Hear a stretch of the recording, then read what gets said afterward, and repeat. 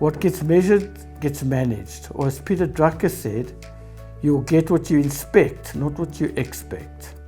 Performance Measures Applied deals with the components of outputs, measures and targets, and the essential systems of which they are a part.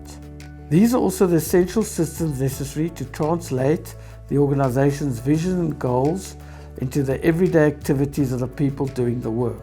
This is a jargon-free, practical course that lays the foundation for measurable, definable performance improvement. Performance Measures Applied was formulated in the engine rooms of industry, on shop floors and in boardrooms, and in over 25 countries. It is a tried and tested pathway to measurable, definable performance improvement. The third component is what we call outputs and measures. That's one component.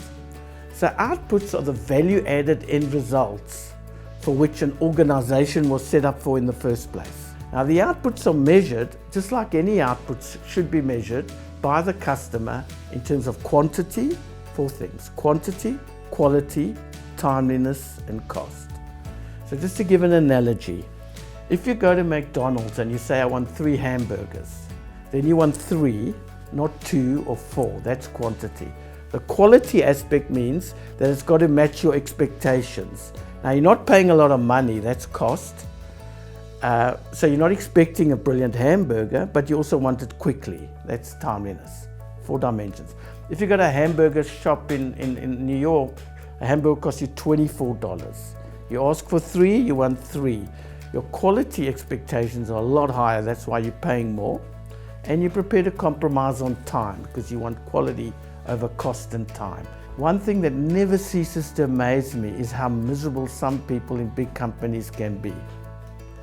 And if you ever get to the point where you can help them become happier and more productive at work, you're going to have a sense of achievement as long as you're still around.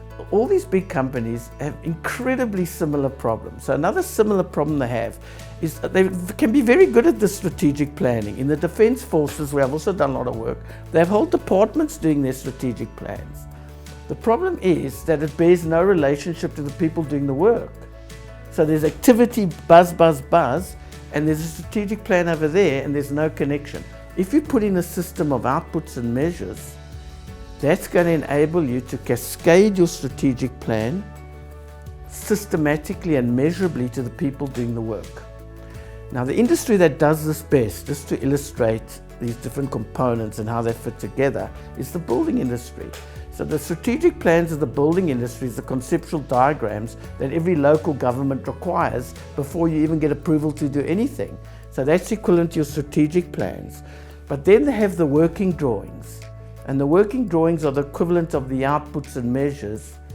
You have to build a foundation, you have to get financing, you have to have proper plans that will enable bricklayers, electricians, plumbers to connect through these working drawings to the strategic plan. So the outputs and measures are laying the foundation for the working drawings that's going to enable everybody to connect into the building that they're building. Then you have targets. What targets do is they say, okay, what are our priorities? What are our priorities from 1 month to 12 months? And that is connected with those are your operational plans, and it's aligned with your financial system. All these systems have to be aligned. So the second system was a performance measurement system. Once you put targets in there, you've got a performance management system. When you start taking stock of your performance management system, then you get your performance appraisal system, which is if you've got a very good measurement system, and these are all systems being continually updated. Your target setting system can be updated depending on the client every 6 months, 4 months, 3 months, or every month actually. Depends on the clients and what works for them. So those 2 components and those 3 systems form our second online course, which we call Performance Measures Applied.